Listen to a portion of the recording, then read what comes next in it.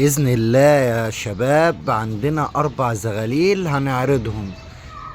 لو حد كلمني النهاردة يبقى ياخدهم، محدش كلمني هننزل بيهم السوق ان شاء الله.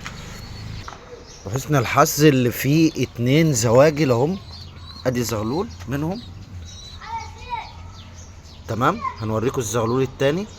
ادي ما شاء الله الزغلول التاني، زغاليل زواجل اهم زي ما انتم مش شايفين، متنططوش. استنوا كده نوريهم لكم.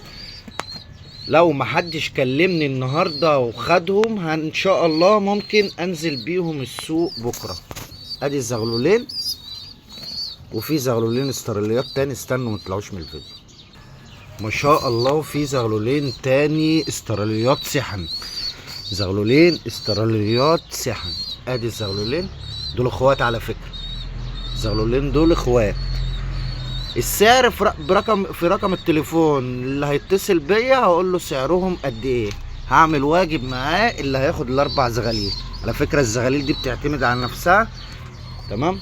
لو استنيتهم اسبوع كمان هيبقوا اغلى من كده، يعني انا عارضهم كده عشان اهاليهم حصوا وانا محتاج حصى تحضير.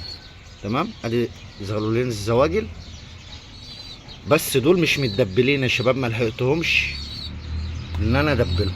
وادي الزغلولين الاستراليات. ربنا يبارك للجميع. السلام عليكم.